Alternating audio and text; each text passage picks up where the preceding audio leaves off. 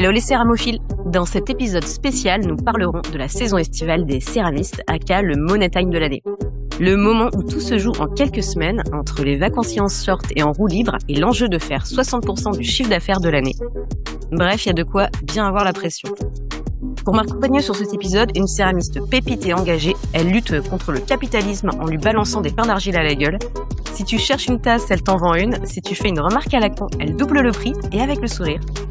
Reine du tournage, elle tourne plus vite que son ombre. On la surnomme Calamity Blaze. S'il existe un comedy club pour céramistes, elle serait la boss du line-up. Bien évidemment, c'est Raphaël Daguet. Salut Raphaël. Salut. Merci. Merci pour cette belle introduction. Bon, tout va bien pour toi? Ben écoute, oui, pas mal. T'es dans la préparation du rush de l'été? Ouais, là je suis dans la préparation. Je viens de juste avant qu'on se parle là, je viens d'aller couvrir des pièces. Ah putain, faut pas que je les perde parce que si jamais c'est trop sèche, après je dois. Bref, je suis en plein dans les stress classiques. T'es au point sur tes dossiers de candidature sur les marchés d'été? Ouais, ça a été vite réglé.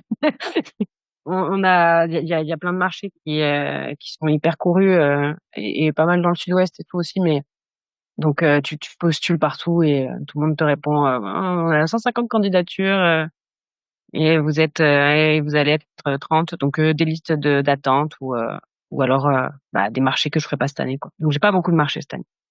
Ok. Pas beaucoup de marchés potiers, mais je fais d'autres types de marchés aussi. Mais genre quoi? Marché d'artisans. Là, j'ai fait une foire aux plantes parce que j'avais des pièces autour des plantes. J'aime bien aussi faire des pièces un peu en rapport avec ce qu'on fait, quoi. On fait pas forcément toujours des pièces pour les plantes, mais ouais, j'ai fait des petits composteurs, des vases, des pots, c'est comme ça. Et après, ouais, sinon c'est beaucoup des marchés artisanaux, quoi. Et l'ambiance est un peu identique à celle des marchés de potiers? Non, non, c'est pas pareil. C'est pas pareil, mais c'est quand c'est bien fait. Là, par exemple, il y a une association qui s'appelle Marché équitable de Bayonne, donc qui cherche des gens qui sont artisans et qui ont un peu une démarche engagée, alors soit solidaire, soit écolo, soit du extrêmement local, tout comme ça. Et du coup, c'est sympa parce que tu découvres aussi des gens qui font d'autres métiers, mais qui ont quelque chose en commun dans la façon de travailler. Et c'est hyper intéressant pour justement travailler avec d'autres gens sur d'autres choses, tu vois. Voilà, par exemple, typiquement, je vais faire des pots à lactofermentation. Ça faisait longtemps que j'y pensais et d'avoir parlé à des gens qui pratiquent, qui font ça, tu vois, de la lactofermentation et tout. Ouais, ça motive, ça ouvre des idées, quoi. Ouais, ok. Ouais, c'est toujours des rencontres, mais ouais, dans des domaines différents, c'est pas mal. Ouais, tu te nourris, mais pas de la même façon que des céramistes se nourrissent entre eux, quoi. C'est plus, ouais, c'est du partage, c'est sympa. Tu vois d'autres choses aussi. Ouais. Après, t'as pas les potins. T'as pas les potins de gens que tu connais. Ça, c'est vrai. Est-ce que tu troques tes pièces contre du saucisson, par exemple? Ça m'est pas encore arrivé, mais pas du saucisson. Mais c'est vrai qu'attends, la dernière fois, si j'ai fait avec un savon. Un savonnier qui fait des super savons et j'ai troqué une partie. Il voulait m'acheter un pichet, une partie du pichet je fais moins cher et en échange le savon. Ouais, ça m'est arrivé. Je sais pas quand je vais demander la prochaine fois que je vois un saucissonniste, je lui demanderai. Saucissonniste? Bon, ok. Alors pour cet épisode, on se retrouve pour parler, voilà, de la période estivale et qui est une période assez importante pour tous les céramistes, comme de chiffre d'affaires, d'organisation, de production. C'est un peu la période la plus importante avec Noël, je dirais, de l'année. Je vais te poser plein de questions, puis on va discuter de tout ça. Ils façonnent la terre, mais l'été, ce sont eux qui craquent. Canicule, touristes indécis, plus d'orage et bol à tapas décoloré. Bienvenue dans l'envers du décor des potiers de l'été. Première question que je voulais te poser. Selon toi, comment est-ce qu'on se prépare mentalement et physiquement pour affronter l'été de la céramique? Je pense qu'il faut avoir anticipé bien avant. La première année, c'est dur parce que comme t'anticipes pas, tu te dis bon, les marchés arrivent, tu produis tant que tu peux, mais moi j'ai fait des marchés où pour moi j'avais jamais autant bossé et j'arrive sur le marché, je me dis mais j'ai rien, quoi. Et je pense qu'il faut vraiment, enfin, ça dépend de tes capacités de production, mais je pense qu'il faut, c'est un marathon. C'est plus sur du long cours qu'autre chose. Si t'as rien avant, tu vas être en galère. Dans tous les cas, tu vas être en galère. Mais ouais, je pense que voilà. Après, se préparer. Moi, j'ai un peu tendance à l'anxiété et à trop imaginer ce qui va se passer. Et je trouve qu'il vaut mieux pas trop se préparer mentalement. Vaut mieux y aller comme ça, en se disant, ah, on verra ce qui se passe, parce que sinon, tu passes ton temps à stresser. Mais par contre, ouais, s'il y a des trucs à faire quand même. Il faut penser, faut imaginer son stand, par exemple, sur un marché. Et les premières fois, j'y suis allée comme ça, et en fait, non, faut penser un peu scénographie, faut réfléchir euh, pop, je suis un touriste, j'arrive sur ce stand, à quoi il va ressembler, qu'est-ce que c'est, enfin, voilà. Faut imaginer la scénographie de son stand, et ça peut être un peu stressant, mais c'est un peu, c'est chouette aussi. Mais C'est ça, sympa. tu le fais un peu au fur et à mesure de l'expérience. Tu Ouais. penses que tu peux l'avoir du premier tombé juste sur la scéno, l'organisation? Peut-être il y a des gens dans la formation qui ont des formations en art ou quoi qui peuvent peut-être les mettre sur papier, l'imaginer avant de façon un peu organisée. Ça, je pense qu'il y en a qui le font et tant mieux quoi. Moi, c'est clair que c'est l'expérience, hein. Parce que l'expérience, ça t'apporte aussi des choses que t'as pas forcément. T'as la théorie, ça va être joli, et t'as la pratique. Mm. Est-ce que finalement, je sais pas moi, bah, tes pichets, en fait, tu te rends compte que si tu les orientes pas de telle sorte à ce que quelqu'un qui passe puisse les prendre, les regarder, les reposer facilement, bah, tu vas te retrouver avec tes pichets jusqu'à la fin de ton marché et te dire, mais pourquoi ils sont pas partis où? C'est que de l'expérience, c'est des petits trucs, hein, mais ouais, c'est beaucoup d'expérience. Et après, comment on se prépare physiquement, bah, préparez-vous à être fatigué, quoi. Ok. C'est comme ça. Mais, non, mais je sais pas, il faut, c'est un peu le coup de feu, quoi. C'est comme quelqu'un qui bosserait en restauration, bah, t'as le coup de feu, tu vas, tu baisses la tête et c'est chouette aussi. C'est pas la même chose que quand tu passes du temps à réfléchir à tes pièces, à faire de la R&D, regarder ton émail, dire, il est mieux comme ci, il est mieux comme ça. Non, là, tu vas et tu charbonnes et c'est comme ça. Mais quand tu sors toutes tes pièces et que t'as ton stock qui est plein, c'est hyper satisfaisant aussi. Tu penses qu'on pourrait inventer une appli de préparation physique et mentale pour les céramistes, tu sais, comme pour les gens qui font des marathons? Oh, mais c'est clair. Parce que il faut penser sa nourriture. Ça n'a pas le droit d'être malade. Donc, penser ta nourriture. Faut faire des étirements. Ah si, et physiquement, tu peux aussi t'entraîner pour avoir un bon, tu sais, des bons abdos, pour pas te faire mal au dos, pour pas te ruiner les épaules. Ouais, c'est clair.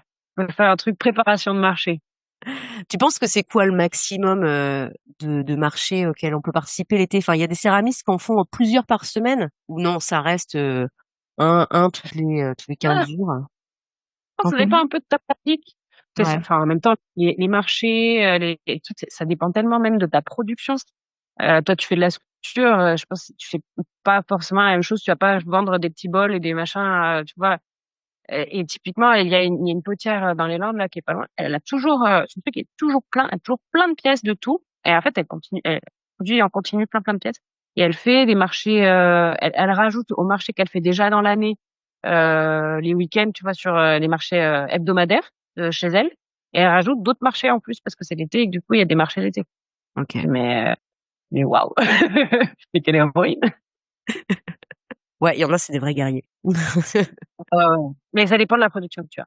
Quand Ouais. tu as de la production de petites choses du quotidien, etc., en fait, les gens, ils te reconnaissent. Ah, bah, c'est toi, je t'ai déjà pris ça, je te prends un truc. Si tu fais de la sculpture ou des pièces, des très grandes pièces sculpturales, machin, c'est sûr que tu vas pas avoir des habitués qui vont t'acheter des pièces à Mm. 500 balles tous les jours. C'est sûr. Ce serait tellement bien. À quel moment tu rentres en mode panique? Est-ce que c'est plutôt au mois de mai, juin, ou alors juste la veille de ton premier marché? Ouais, ça dépend des degrés de panique, mais la veille du marché, de toute façon, je dors pas. Je me réveille 3 fois dans la nuit, persuadée que j'ai dépassé l'heure à laquelle il fallait que je parte. Enfin bon, c'est la panique ultime. Mais sinon, ouais, bah au sortir de l'hiver en fait. Au sortir de l'hiver, tu regardes un peu tes premières dates de marché. Là, j'en avais au printemps. Je fais: «Ouais, ça va, j'ai le temps et tout» et en fait, d'un seul coup, tu te dis: «Bah non, le temps, il va hyper vite, tes pièces, elles sèchent pas, donc du coup, ce que tu avais prévu, non, ça marche pas!» Donc ouais, non, je crois que la première panique, c'est à la fin du printemps, quand j'avais prévu un certain nombre de fours et qu'en fait, bah, comme le printemps est poisseux encore, et encore froid, il y a rien qui est sec. Ouais, là, je crois que c'est la première panique, elle arrive là, ouais. Et après, sinon, bah, toujours, entre 2 marchés, grosse panique entre 2 marchés. «Putain, j'ai vendu ça, j'étais sûre que j'en aurais encore de ça. Pourquoi les gens, ils m'ont pas pris des tasses, ils m'ont pris que des grosses pièces pour faire des grosses pièces?» Mais tu arrives à bosser quand même entre, même cette période-là, l'été, à produire un peu? Ouais, ouais. Tu te Mais gardes du temps pour ça? non, si, je me garde du temps pour j'ai plusieurs trucs en plus, je fais marchés artisanaux, ça il y a pas autant tu prévois pas autant à l'avance pour, les marchés potiers où tu sais, des mois à l'avance s'il y a ou pas. Du coup, il y en a qui se rajoutent un peu, donc je me garde du temps et Mmh. quand j'ai des marchés qui se mettent entre et cetera, j'essaie toujours de rajouter, de me faire un four en plus, de petites pièces, trucs qui risquent, de venir à manquer, quoi. Parce que j'ai des boutiques à remplir aussi. Tu Ça as fait tu que as des beaucoup fois toi? bah, là, j'en avais une, enfin, j'en avais plusieurs, mais il y en a avec qui je travaille plus. J'en ai une à Carcassonne, là, qui est une boutique de l'association Terre-Neuve du Sud-Ouest. On est en train d'essayer d'en monter une deuxième de Terre-Neuve du Sud-Ouest à Pau, du coup. Donc ça veut dire qu'il va falloir, remplir mon stock là-bas. Et sinon, j'ai une boutique, au Chalet d'Irat qui me prend un petit stock aussi. Donc voilà, rien que ça déjà, et il y a une boutique à Bayonne qui a quelques pièces à moi, mais il y en a pas beaucoup. Mais oui, oui, les boutiques, surtout les boutiques de céramique, il faut avoir du stock, comme si tu étais en marché, quoi. Bah, parce Mmh. un mois de juillet, c'est comme si tu faisais un gros marché. Donc Heu, parmi les indispensables de l'été, il te faut du stock. Tu veux autre chose? du stock, de l'indice 50. Heu, et après, ouais, je sais pas, des objectifs. Tu es la team, tableau Excel ou tu te fixes, Après, moi, je l'utilise comme un tableau, je l'utilise pas comme un tableur, en fait. J'utilise comme un tableau pour ranger les mots, mais je suis incapable d'utiliser le truc. Et alors, j'ai expliqué, mais plusieurs fois, hein, et il y a même des fois où j'étais sûre d'avoir compris. Et après, toute seule devant mon tableau Excel, j'étais: «Bon, alors, OK. bon, on va pas faire comme ça». Non, non, moi, je suis team, cahier stylo. Ouais, et après je rentre, dans mon ordinateur, disons au propre s'il y a besoin pour certains trucs, mais j'utilise jamais Mmh. truc de personnes intelligentes comme ça. C'est quoi tes moyens de paiement? Enfin, les gens te payent en chèque, en espèces, tu as un petit SumUp ou tu as juste une caisse? Ouais, bah, ouais, j'ai un SumUp, Ouais. l'argent, le SumUp, les chèques, les dents d'or, Ah OK. les organes vitaux. J'ai Aïe. pris un SumUp parce que ça m'est déjà arrivé, de me retrouver sur un petit marché qui était, à Toulouse, et un monsieur qui dit: «Ah, je veux trop prendre ça, vous prenez la carte?» «Non». Vous prenez, je sais pas quel, paiement par téléphone là?» Je l'ai regardé comme, s'il venait d'une autre planète. Je ne sais pas de quoi tu me parles, et il a dit: «Bon, bah, tant pis», et il est parti. Donc moi qui déjà me disais: «Je me demande s'il me faudrait un SumUp», ça m'a convaincue. Donc j'ai un SumUp, ouais, Ouais, ouais, et c'est ouais. bien pratique. Mais en plus, quand tu es en marché comme ça, les gens souvent ils prennent de la monnaie parce qu'ils vont s'acheter des trucs, et puis en fait, ils tombent devant ton stand et ils te disent, «Ah, c'est hyper joli!» Alors ça fait super plaisir, et puis, «Ah, mais j'ai plus de monnaie». J'ai un seul. Regardez, par ici. Vous prenez la carte? Mais oui, madame. Ouais, c'est vrai que ça représente maintenant, part importante, hein, quand même des paiements, j'ai l'impression. Ouais. Après, il y a des gens aussi qui font, maintenant il y a d'autres trucs, des Libpay, c'est comme ça ça se dit? Ouais, Libpay ou ou ouais. oh là là, vieille dame. C'est quand même pas sorti. Les Paylib, Et ouais. Lydia, non, mais moi j'ai vu des gens sur des SumUp, ils payent avec leur montre. Ah waouh, Ah mais ils payent, ça c'est quand même, c'est le c'est futur. fou, complètement. Enfin, ouais, d'accord. Ah ouais, ouais, non, c'est fou. Beh, parce Mmh. que maintenant tu téléphones sur ta montre, en fait, ou un truc comme ça, je sais pas. Ouais, ouais, ouais, si, si, c'est ça, ouais. Ou alors justement les clients, bénédiction ou fléau? Ça dépend des clients. Il y a des deux. Comme en fait, les clients, c'est dans la vie de tous les jours. On croise des fois des gens, on aurait vraiment très envie de les taper. Et ben, un jour, tu les croises sur le marché, ben, c'est la même chose. La dernière fois, j'ai fait une foire aux plantes et il y a une dame qui est passée sur le stand. Et en fait, elle s'est arrêtée. Elle m'a dit un truc du genre, oui, les tasses, elles sont jolies, mais bon, c'est un peu. En gros, ça se la raconte un peu, non? C'est hyper prétentieux, quoi. J'étais là, ah bon? Bon, je me suis dit, bon, bah d'accord, ça arrive d'avoir des gens comme ça. Et elle a fait 3 mètres, elle s'est arrêtée devant le stand d'une autre personne qui faisait autre chose, et elle lui a dit une méchanceté. Elle s'arrêtait à tous les stands pour dire un truc méchant. Mais bon, bah d'accord. Mais bah, bonne journée à vous. Non, mais en général, c'est plutôt sympa. D'ailleurs, j'aime bien, moi, faire les marchés parce que justement, tu discutes avec les clients. Tu tombes sur, déjà, c'est très rigolo, tu tombes souvent sur d'autres céramistes.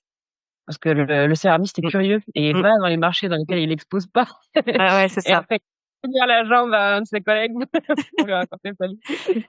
Tu les repères parce que c'est ceux qui retournent les bols, tu sais, puis qui regardent le tournassage qui évalue. Ouais, exactement. Où il passe, alors c'est difficile à expliquer à l'oral comme ça en audio, mais il passe les doigts, tu sais, de chaque côté des parois du bol et il remonte pour voir si c'est bien tourné. Et en fonction de comment c'est tourné, ils vont pas te parler de la même façon. Est-ce que t'as déjà eu des personnes qui vont venir lécher le cul de la pièce pour vérifier la température de cuisson? T'as jamais eu ça? Ah ben non. Non? Ah, mais tu Non. sais, tu connais l'astuce de retourner une pièce et de venir lécher, Ouais. poser le bout de ta langue sur le cul. Si ta langue elle colle, c'est de la faïence, c'est de la basse température. Oui. Si la langue ne colle pas, c'est de la haute. Et donc, Bon, je savais que ça faisait ça, mais je t'as savais pas jamais que eu des des gens. gens, ouais. Ouais, bon, bah, moi, j'ai une pote qui a eu ça, où il y a elle était occupée à discuter sur son stand avec des clients. Et elle en a une autre qui arrive et puis qui se gêne pas, tu sais, qui se met à goûter toutes les pièces. Bon, bah, c'était une céramiste. Ouais, Enfin, c'était une céramiste amateur, en fait. Je pense qu'il voulait un peu se la jouer. ouais, ouais, vous voulez qu'on remarque que, ouais. Voilà. Après, ça marche, hein. Ça fonctionne, hein, pour le coup. Ouais, un truc comme ça, je remarque, mais, mais non, ah non, alors là, bon, si jamais on fait un truc comme ça, je rajouterai un petit écriteau sur mon stand. Tu laisses, Merci. tu fais. Ça parlera pas à beaucoup de gens, mais, pardon, ouais. Je faisais des tasses avec des pailles, là, pour l'été. Et il y avait des gens qui étaient vraiment toujours à 2 doigts de porter la paille dans la bouche, tu vois.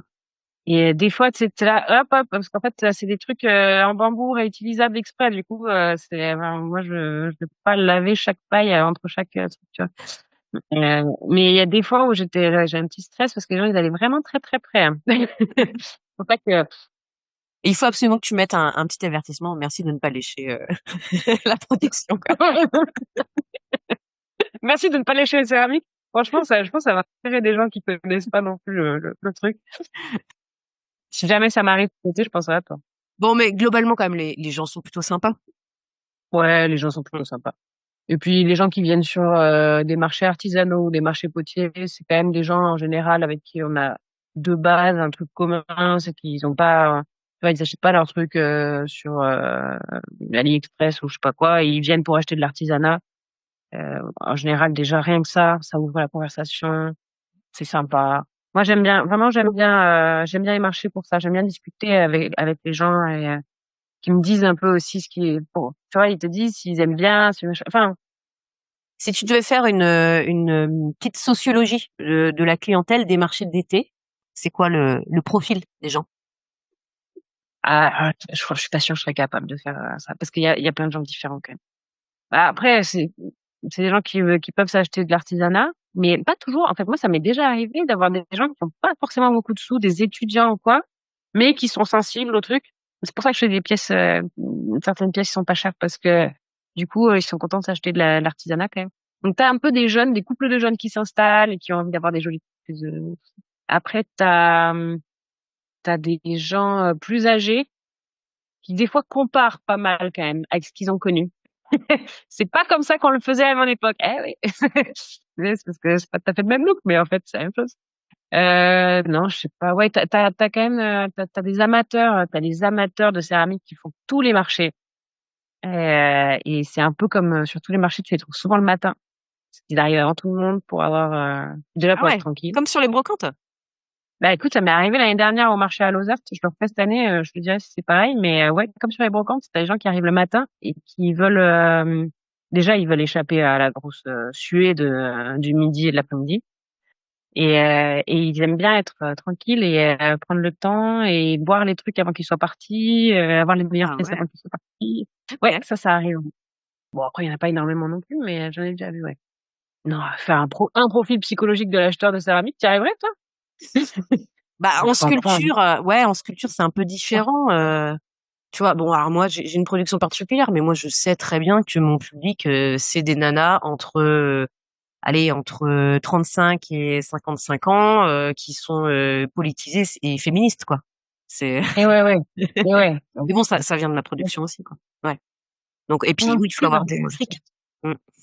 Ouais, faut Ouais. pouvoir s'acheter, c'est comme ça. Après, il y a des gens qui, tu vois, enfin, même moi, j'ai pas de thunes, mais quand on fait un marché potier avec un copain, on s'est prévu un budget. On sait qu'on va faire un marché potier. On se prévoit un budget et on s'achète des trucs de collègues, tu vois. Ouais. Mais il y en a quelques-uns comme ça. Mais c'est vrai qu'en général, quand tu peux dire ah j'adore, je prends, c'est que t'as les sous. Mm. Ouais, c'est ça. Et c'est pas plus des nanas qui vont acheter de la céramique? Des nanas et des vieux monsieur peut-être. Non, mais c'est plus des femmes. C'est vrai que c'est plus des femmes, mais vraiment pas que quand même, hein. Des jeunes couples aussi, tu vois, ou Mhm. et ça arrive d'avoir des hommes qui achètent pour des femmes aussi. C'est vrai que des fois, Oui. t'as des hommes qui Ok. viennent, mais ils achètent pour des femmes. Moi, ça m'est arrivé. Un des trucs qui m'avait le plus touchée, je crois, c'était il y avait un petit garçon qui avait et il avait tout juste 11 ans, je crois, 10 ou 11 ans. Et il avait flashé, c'était sur un marché de Noël. Il avait flashé sur un truc, genre un gobelet, tu vois, un truc un peu haut comme ça. Là, c'est vrai qu'il avait un joli émail, tout ça. Enfin, il l'a vu de loin, il l'a emmené, il était avec sa grand-mère. Il a emmené sa grand-mère par la main, il dit, je veux ça. Et je veux en faire un pot à crayon pour mon bureau. Oh, Mais trop trop mignon. bien, Bah oui. trop bien. Et la Ça, grand-mère c'était... a acheté. La grand-mère a acheté, alors la grand-mère, elle râlait parce qu'elle voulait lui acheter, je ne sais pas quoi. Elle voulait absolument faire baisser le prix. Je dis, bah, non, enfin, t'achètes un truc, bah après, c'est un enfant de 11 ans. En fait, en gros, elle aurait voulu lui dire non, mais que ce soit parce que moi, je l'empêche, tu vois. Que je lui dise, bah non, tu peux pas demander à ta grand-mère de t'acheter un truc. Bah, moi, c'est pas mon rôle, c'est un gamin de 11 ans, c'est ton petit-fils, c'est à toi de lui dire si tu as pas envie de lui acheter un truc. Et en fait, elle lui avait dit qu'elle lui achèterait quelque chose, et c'est ça qu'il a voulu, et elle s'attendait pas à ça, je pense. Ouais. Donc elle m'a un peu fait la tronche parce qu'elle espérait que je dise, bah, puisque c'est comme ça, c'est à moitié prix. Mais moi, faut que je bouffe. Je suis pas là pour faire moitié prix dès qu'il y a des enfants mignons. Je peux pas. Enfin, je peux malheureusement pas me le permettre. Et en plus, c'est pas lui qui achète, c'est elle. Donc, et j'avais vu la grand-mère et elle avait plus de sous que moi. Donc je me Mm. suis dit, elle peut acheter un gobelet, ça va. Ouais, ouais. Et puisqu'elle veut pas, elle dit au gamin, écoute, non, c'est pas à moi de lui faire son éducation non plus. Bref, du coup, au départ, c'était mignon. Après, c'était un peu agaçant. Et au final, c'était mignon. Mm. Non, non, franchement, après, le gamin, il était tellement content et tout. Il était trop heureux. Sa grand-mère, elle lui avait offert son truc. Voilà, essayé de négocier. Ça, elle était déçue parce que elle aurait voulu que je négocie, mais, Ouais, les gens, mais, ils négocient assez souvent. écoute, il y a pas longtemps, bah, tu vois, tu disais dans ton intro, si tu me fais une remarque, je te double le prix. En vrai de vrai, je Ouais. suis vraiment nulle à ça. Non, non, des fois, je me dis, ah, putain, j'aurais dû dire quelque chose. Non, mais on m'a demandé plein de fois, enfin pas plein de fois, non, c'est pas vrai. On m'a demandé des fois, mais dans les grandes villes où les gens ont des sous, jamais dans la campagne, jamais dans des trucs plus modestes. Dans les grandes villes où les gens ont des sous, on m'a dit, je vous en prends trois, vous me faites un prix. Plein de fois, je me suis dit, mais pourquoi? Alors là, maintenant, je me suis préparé une réponse. Je dirais oui, je fais un prix à partir de 10. Parce qu'en fait, enfin, ils se rendent pas compte les gens parce que c'est vrai que c'est un budget, mais en fait, c'est un budget parce que c'est du travail. Et moi, une pièce, enfin 3 pièces, c'est pas énorme. Je peux pas faire un prix dès qu'on prend 3 pièces, c'est pas possible. Sinon, je m'en sors pas. Ou alors, ça veut dire qu'il faut que j'augmente les prix. Enfin, c'est absurde. Encore une fois, on fait pas un métier essentiel. Je veux dire, si la personne peut pas s'acheter 4 tasses d'artisan, elle va survivre. Donc, si elle a pas les moyens, elle achète que deux. Enfin, moi, c'est ce que je fais en général. Si j'ai pas les moyens, j'en achète moins. peux pas demander à la personne qui les fabrique de baisser ses prix. Pour moi, c'est pas très respectueux, je trouve. Donc j'essaie en plus de pas abuser sur les prix et tout, mais il y a des gens, ils voient la faille, hein, et ils Mm. disent oh ouais, elle va se laisser marcher dessus. Et moi oui oui, allez-y monsieur, oui monseigneur, touchez ma bosse. Ok. Est-ce que tu penses que c'est important de fabriquer des pièces spécialités? Par exemple, des tasses à mojito ou des bols pour l'apéro, pour mettre les petites saucisses, les cacahuètes, les pastèques. Écoute, moi je pense que j'en ai fait. Moi j'en ai fait. Je vais en refaire là parce que j'ai des pailles encore. J'ai des tasses à paille. C'est pas le truc le plus satisfaisant pour ton boulot des fois. Tu vois. Enfin, ça dépend un peu de comment tu vois ton travail, mais si tu vois comme un truc un peu fun, oui, franchement, fais-le, c'est marrant. Et puis les gens ils discutent avec toi, c'est chouette. Si t'aimes bien avoir des pièces qui veulent dire quelque chose, t'éloigner un peu du côté consommation, au final, même si c'est vrai que ça rapporte des sous pour toi d'en faire, t'as envie d'être plus cohérent. Moi, tu vois, au fur et à mesure, j'arrête en fait. Là, j'arrête parce que je préfère faire des trucs de plus en plus utiles. Mais bon, des fois, on n'est pas obligé non plus de faire que, enfin, on peut aussi faire des choses pour s'amuser, des trucs comme ça. C'est toujours sympa. Je me dis, moi, si j'étais sur un marché, est-ce que j'aimerais bien en trouver? Oui, pourquoi pas. Donc, sans essayer d'aller trop dans le côté marketing, des fois, s'il y a une pièce à laquelle tu penses et qui serait sympa pour l'été, franchement, fais-la. Au pire, tu la feras plus. Mhm. Si jamais finalement ça marche pas, ou si tu te dis, bah, c'est pas tellement moi. Mais par contre, pour vendre, si on parle juste de logique de, je dois bouffer, faire des pièces pour les marchés, etc. Ah, c'est bien d'en avoir une ou deux quand même. Au moins des trucs à apéro. Franchement, je serais la première à sortir des jolies pièces pour l'apéro pour mes copains. Donc, je vois pas pourquoi je dirais il faut pas en faire. Est-ce qu'il y a une mode en C'est ce moment dans les pièces? Tu vois, une l'année mode, dernière, moi, j'ai remarqué plein d'Oya. Tout le monde faisait des Oya. c'est vrai. Et d'ailleurs, les gens qui ont fait l'année dernière, ils ont dû s'en mordre les doigts. C'était une année pourrie. Est-ce qu'il y a une mode dans les pièces? Bonne question. Ah ouais, les bols à ramen. On fait des bols à ramen. Et alors, c'est très rigolo et je vais le dire à mes collègues céramistes qui écoutent ce podcast. Si vous faites des bols à ramen, je suis pas sûre que faire des trous pour mettre les baguettes, ce soit une bonne chose parce que j'ai eu un client qui était japonais, qui est arrivé dans la boutique où il y avait plusieurs personnes qui faisaient des bols à ramen et il se regardait avec sa copine, il disait, mais pourquoi ils font des trous? C'est trop bizarre. Ah Alors, ouais. si vous faites pour faire comme les Japonais, dites-vous qu'ils trouvent ça absolument bizarre et c'est la première fois qu'ils voient un truc pareil. Mais, mais pourquoi? Mais c'est pas pratique. C'est chiant de les enlever. Oui, mais ça se Et range bien dans le vraiment, placard. oui, ça s'affaire dans le placard. Mais c'est fou parce que du coup, c'est marrant, je m'attendais pas du tout. J'avais vu tellement de fois des bols à ramen comme ça. Je me suis pas posé la question. Et vraiment, ce client, il me disait, mais, ah non, non, moi, j'ai jamais vu un truc comme ça au Japon. On fait jamais ça. C'est drôle. En parlant de rangement, comment est-ce que tu gères, tu vois, l'emballage de tes pièces quand les gens t'achètent des pièces? T'as toujours avec toi un stock de cartons, t'as plein de bulles. Alors, j'ai du craft blanc. Pas, là, c'est du blanc, mais c'est des rouleaux de craft que je découpe pour avoir plusieurs tailles, pour emballer. Et donc, j'emballe les pièces dans du papier et après, je les mets dans une poche en papier. Et après, sinon, pour les grosses pièces, je garde le papier d'emballage un peu épais, là, que je récupère dans les cartons. Quand je me fais livrer, si je me fais livrer, par exemple, les trucs de chez Solargil, Ceradel ou quoi, souvent, ça vient dans des cartons et à l'intérieur des cartons, il y a des papiers d'emballage un peu épais, là. Ça, je le garde pour les grosses pièces. Et sinon, carton, je peux en avoir si j'ai des grosses pièces, vraiment.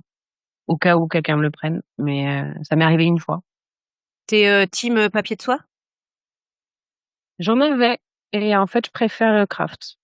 Déjà, je trouve que papier de soie, finalement, je trouve que ça protège pas si bien que ça. Ouais, non, je préfère le craft, en fait.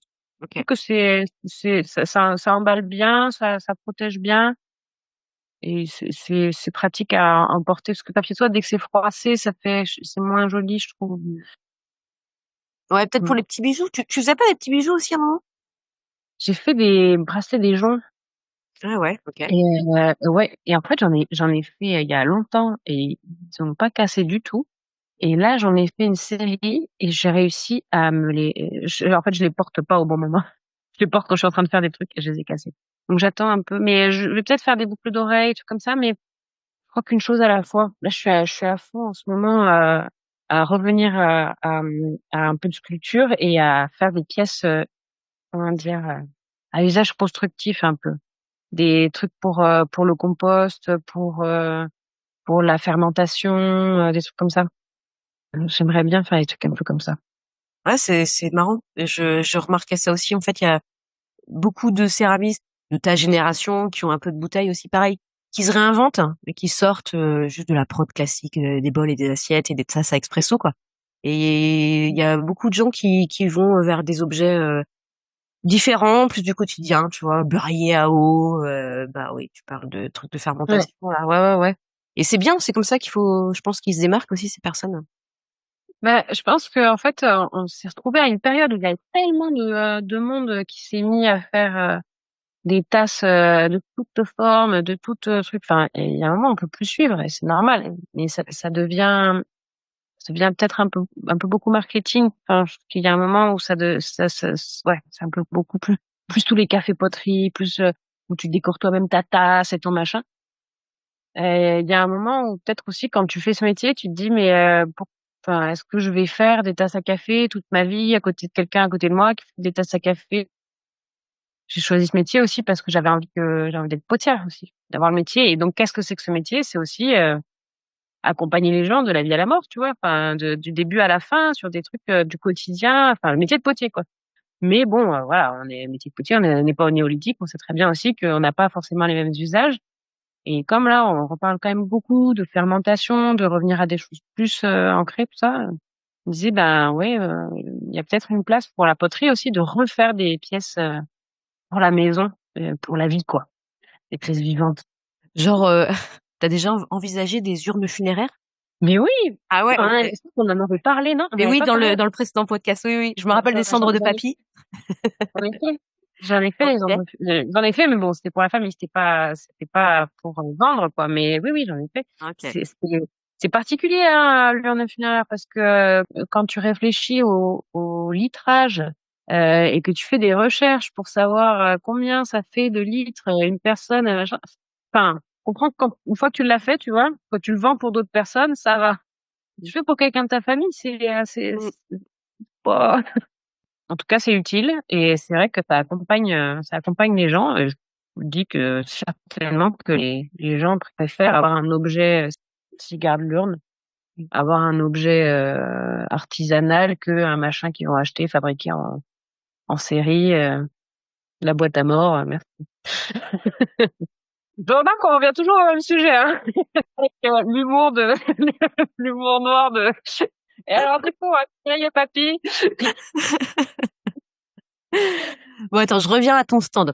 Est-ce que toi, ton stand, il est linéaire, c'est-à-dire tu te places derrière une table ou alors est-ce que tu as arrangé plusieurs panneaux avec des choses en hauteur comment est-ce que tu t'es le plus à l'aise? Alors, on a fait un stand qui est en deux. En fait, c'est pas linéaire que linéaire. Non, il y a plusieurs niveaux, hein. Donc, en fait, on a fait un stand en bois parce que donc mon compagnon est menuisier et on s'est mis à deux pour fabriquer le stand. Moi, j'avais les idées, lui, il avait la technique, les outils, et il savait ce qu'il faisait. Donc voilà. Et on a fait donc il y a comment dire, c'est deux modules en fait. Le truc principal, c'est deux modules en bois qui se déplient et avec des panneaux en bois dessus, quoi, mais du beau bois, en fait. On a fait Enfin, le mot va me revenir. Et en fait, pour le bois du dessus, c'était un ancien plancher de l'ancienne gendarmerie de Toulouse. Donc le Génial. truc, il était mais noir, Ok. noir de bottes, hein. Et il y avait des clous partout dedans et tout. Ça, on l'a entièrement remis. Il est très beau ce bois. Et donc ça, on a fait des panneaux comme ça. Et après, à côté de ça, ben, on a des petites étagères que je rajoute. Sur le dessus, il y a un des modules qui est creux, donc il y a il y a une étagère à l'intérieur.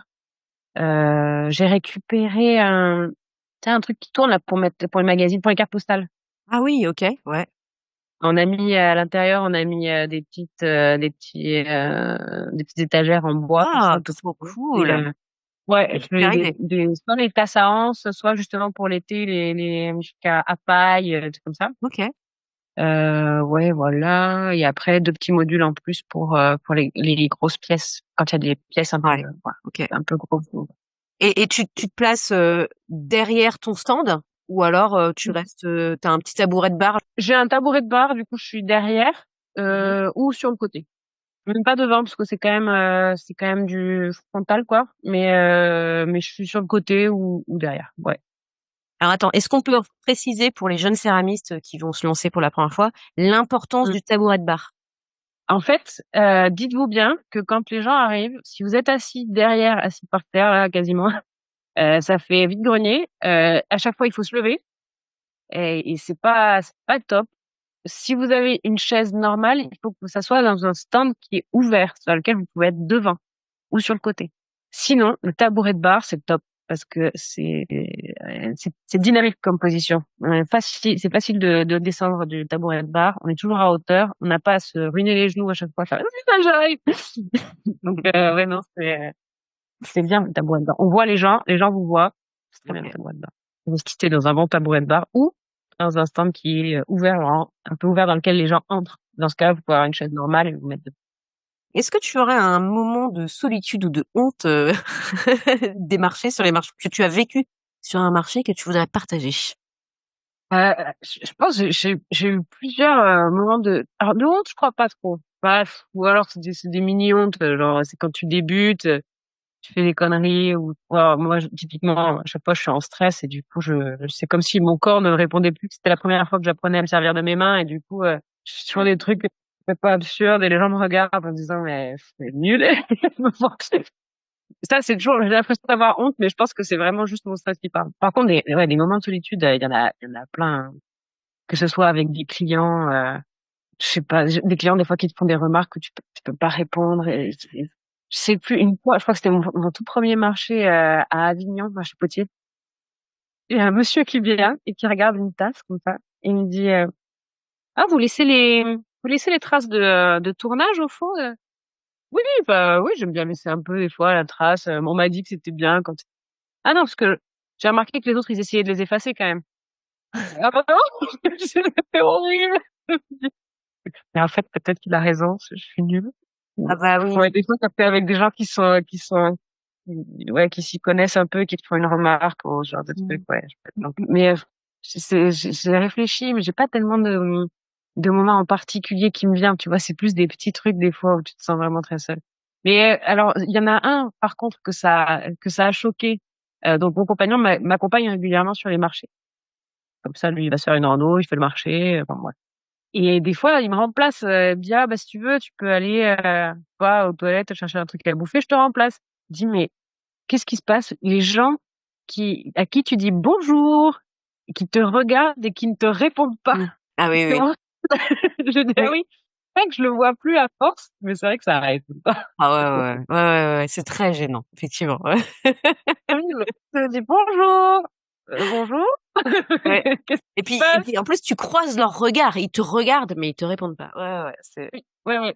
C'est, dès que tu es derrière un comptoir, en fait, tu tout, bah. Tu as les gens qui sont impressionnés parce que tu es derrière un comptoir et tu as les gens qui n'en ont rien à secouer mmh. de ta gueule parce que tu es derrière un comptoir. Et bah, à chaque fois, ça m'étonne. Maintenant, c'est plus au début, c'était la solitude. Vraiment, je me sentais, mal, mais maintenant, juste, ça me fait rire un peu. Je dis: «Bon». Des fois, à haute voix, je fais: «Bon, bah, d'accord». Et ton pire, souvenir de marché? Je crois que tu en as eu, il t'est arrivé des aventures l'année dernière, non? Ouais, ouais, l'année dernière, en fait, ça a été dur, hein. L'année dernière, ça a été dur parce que, bah, du coup, il y a eu plein de circonstances. Je venais de déménager, j'avais pas beaucoup de stock et j'arrive au marché à Lozerte dans le Tarn-et-Garonne. Un très joli marché, sauf qu'en fait, moi, j'étais un peu entre 2 prods et j'avais pas beaucoup de stock et j'étais crevée et en fait, j'ai pas fait un bon marché du tout. Mais pas du tout, c'était horrible et je voyais tout le monde qui faisait un super marché et moi, j'étais en train de galérer, et c'était le seul truc que j'avais pour me payer, quoi, de l'été, quasiment. Enfin, ça et la boutique. Et j'ai fait un très mauvais marché. Et en fait, j'ai dégoupillé. À la fin de la journée, j'étais tellement crevée, j'ai craqué, quoi. J'étais en larmes et tout.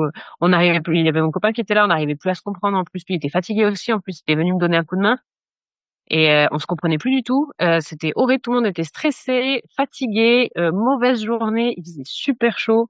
T'as tout le monde qui va boire un coup. Tu viens boire un coup et tu vois dans leurs yeux qu'ils voient que t'as craqué complet. Et t'es là, oui, bon. Ah non, c'était horrible. C'était vraiment horrible. Bon, je le refais cette année, mais là, ça va mieux quand même. Mais quand même, Mais ouais. ils viennent pas te remonter le moral, les collègues, dans ces moments-là? En fait, le truc, c'est que comme j'étais avec mon copain, je pense qu'il savait pas trop si nous on s'était engueulés, que du coup ça se passait pas bien et que bon, on va pas intervenir, tu vois, ou si c'était le marché. Donc ils étaient un peu, ouais, sinon ils ont été gentils, quoi. Ils ont proposé d'aller boire un coup, machin, mais ils savaient pas les tenants et aboutissants du truc. Non, moi c'était juste que c'était un marché très mauvais pour moi et en fait qui était par-dessus tout le reste, quoi. Ouais. À ce moment-là, là on habitait donc on venait de déménager un mois avant et on dormait dans l'atelier, tu vois, on campait dans l'atelier encore, on était dans les cartons, il y avait rien qui était prêt, enfin non, c'était vraiment déjà pas facile et là le marché pourri, quoi. Mm. Et tu te dis: «Ah, j'en ai pas d'autres». Et il n'y a pas eu des histoires, t'as pas eu des expériences de marcher sous la pluie, le vent, la tempête ou alors la canicule? Ah mais si, j'ai des pièces qui se sont cassées en marché parce que le coup de vent, des fois c'était à Avignon, j'avais une pièce, une genre de coupe haute et je sais pas, il y avait des fleurs ou des feuilles séchées ou je sais pas trop quoi, ouais. Donc ça a pris prise au vent, gros coup de vent et le truc s'est cassé par terre. J'ai eu une fois sur un marché, un petit marché, hein, un vase avec je sais plus, bon bref, c'était un vase. Il a il a volé. Il y a eu un coup de vent, le vase a volé. Il s'est explosé des mètres plus loin. Ah bah d'accord. T'as eu le Et temps de juste, faire des ça me vidéos? fait peur. Ah ouais, c'est clair. Mince, pour vidéo gag. Dommage. Bon, tant Mm. pis, j'en sacrifie un autre. Non. Mais ouais, cet hiver à Noël, on s'est retrouvés avec plusieurs sous un barnum. C'est pas un barnum d'ailleurs, c'est un chapiteau. On a été rapatriés sous un chapiteau. On tamponniait dans la gadoue là il y avait des flaques, des énormes flaques, des mini lacs d'eau par terre. Il y avait du vent, ça fouettait la pluie, elle fouettait les trucs, les gens, et personne n'est venu parce que tout le monde était carapaté chez soi, complètement enfermé, personne sortait. Et ça a été un peu tous les week-ends, mais j'avoue que là, je pense que c'était le top du top. C'était vraiment juste avant Noël. Tu vas partir avec ton stock parce que tu n'auras rien vendu. Et puis tu te dis surtout, bah, mais qu'est-ce que c'est que cet apocalypse, quoi? Il faisait nuit. Enfin, c'était vraiment. Ah non, non. Mais bon, après, c'était sympa parce que quand t'es un peu en galère avec les autres, ça Ouais. fait des sou ça fait des souvenirs. Oui, et puis Ouais. vous restez solidaires entre collègues. Ouais, ouais, ouais. Bah, on s'est vachement soutenus les uns les autres. On se mettait une bonne ambiance. Il y avait une table avec du café, des machins pour accueillir les gens. On essayait de faire venir les gens. Ça tournait presque à la blague en fait, parce que essayer de faire venir les gens. Tu discutes, tu vas de stand en stand. Il y a personne de toute façon. Donc, mais encore que là, on était abrités sous le chapiteau. Mais c'est vrai qu'il y a des fois où tu te dis, est-ce que mon Barnum va s'envoler malgré tout, malgré les poids que j'ai mis? Est-ce que mes pièces vont tenir? Tu regardes toutes les pièces que tu as un peu en hauteur, tu fous tout, tu fous tout le plus bas possible, le plus protégé possible. Commence à faire des calculs dans ta tête pour la prise au vent de ton stand. Mm. Est-ce qu'il va pas se péter la tronche? Non, c'est vrai que non, mais cet hiver particulièrement, il y a eu beaucoup de pluie, beaucoup de vent en même temps, sur les week-ends et que sur les week-ends. Des semaines avec un temps magnifique, week-end de marché, boum. Ah ouais, non, c'est tout le temps comme ça. Mais bon, c'est aussi un peu partie du truc. Bah, c'est mieux quand ça se passe bien, qu'il fait beau, que tout le monde est content, c'est sûr. Mm. Là, cette année, j'ai fait un marché à Pâques, où il y avait de la pluie quasiment tous les jours. Bah, le premier jour, j'ai changé de chaussettes 3 fois. Ah ouais, tiens, comment tu t'équipes d'ailleurs, hein, tu mets quel genre de fringues? Ah bah alors, depuis ce marché-là, déjà, j'ai évolué. Maintenant, s'il pleut, je m'en fous, j'y vais avec les bottes de pluie. Parce que le plus important, c'est d'être au sec. Une fois que le barnum il est monté, si elle se trouve dans la journée, ça va se enfin, ça, s'il pleut en hiver, là, c'est, maintenant, c'est bottes de pluie, vêtements de pluie, bonnet, tout ce que tu veux. Et à l'été, surtout, beaucoup d'eau, un t-shirt de rechange ou c'est comme ça parce que, en fait, tu vas avoir chaud. Ouais. Tu vas crever. Et sauf qu'en face de toi, t'as des gens qui vont arriver peut-être à 17h. J'essaie d'éviter d'avoir l'air d'avoir l'air complètement avec les vêtements tout plein, tout transpirante, etc. Non, j'essaie de me faire dans la journée de changer une fois si jamais il y a besoin au moins d'avoir de quoi se changer et de préparer. J'essaie de préparer un peu tout maintenant. S'il fait beau, s'il fait pas beau, un chapeau, j'en sais rien. Comme si tu partais en rando. Est-ce que tu auras un conseil pour une ou un jeune céramiste qui s'apprête à vivre son premier été dans le game? Malgré ce qu'ont pu vous dire des autres gens, c'est pas les autres personnes qui exposent, qu'elles soient céramistes ou autre chose, c'est pas vos concurrents. C'est vos collègues, c'est vos amis, et c'est des gens qui vont vous aider quand vous êtes en galère et que vous, il faut aussi que vous les voyez comme ça. Vous allez apprendre plein de trucs avec eux. Et si on vous a dit mais c'est dur à marcher potier parce que c'est la concurrence, bah c'est pas vrai. Non mais c'est vrai. On m'a dit plein de fois c'est tes concurrents, c'est pas mes concurrents, c'est mes potes en fait, c'est mes collègues. Toi tu vois des collègues toute la journée, tu travailles avec, si tu les vois comme tes collègues. Et ben moi je suis toute seule dans mon atelier. Alors quand je vois des collègues sur des marchés, je suis très contente. Et puis j'aime bien ce qu'ils font en plus en général. Donc justement, toi quand t'as commencé, t'as eu du soutien comme ça de personnes de collègues? Bah écoute, la première fois que j'ai fait un marché potier, j'étais à côté de Raphaël justement. Ouais, ok. Les nichoirs? Ouais, les nichoirs, ouais. C'était hyper chouette parce que rien que le fait d'être avec quelqu'un qui fait des blagues, qui rigole et qui est sympa à un moment où c'est ton premier marché et que t'es en stress, c'est déjà du soutien en fait. Et puis t'as vachement des gens qui viennent te voir. Moi quand je fais un marché artisanal par exemple, et si on est 2 céramistes, on passe notre temps à aller voir qu'est-ce que tu fais et comment tu fais et qui se donnent des conseils. Mais tu sais pas, mais il y a un nouveau fournisseur qui a ouvert là. Bon, moi j'ai toujours vu il y a toujours, comme partout ailleurs, des gens qui sont pas trop dans le partage, quoi, mais la grande majorité du temps, c'est des gens qui viennent avec des super intentions et qui regardent ton travail, et qui te posent des questions et qui sont prêts à être sympas, quoi. Enfin, franchement. Et tu penses qu'on peut être timide, un céramiste timide, et faire quand même des marchés? Et apprécier faire les marchés? Bien sûr. Moi, je l'ai fait et j'étais vraiment pas à l'aise. Et les gens sont sympas en général. Moi, j'aime bien les marchés, en fait. Et je trouve que le milieu des potiers, il y a un peu de tout, hein. Il y a aussi des fois t'as l'impression que c'est les bisounours, c'est pas du tout. Je sais pas, le marché c'est un moment qui est à la limite de la colo un peu, surtout quand c'est sur 2 jours.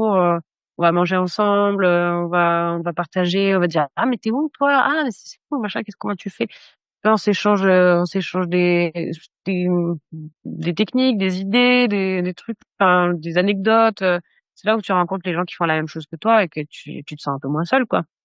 Non, vraiment, je trouve que les marchés, j'aime bien. Tous les marchés n'ont pas la même ambiance non plus, mais ceux que j'ai fait récemment, en tout cas, c'est vrai que c'était chouette. Bon, merci, Raph. Merci à toi. C'est toujours un exercice particulier, quand même. L'été pour les potiers et potières, c'est du travail, de la sueur et pas beaucoup de grasse mat. Ces zinzins vous préparent à la plus belle vaisselle pour vos apéros entre potes et vos barbecues avec belle maman. Donc soutenez-les, achetez-leur un saladier pour le taboulé et un bol pour les pistaches, ou 2, ou 12. Bisous tout le monde.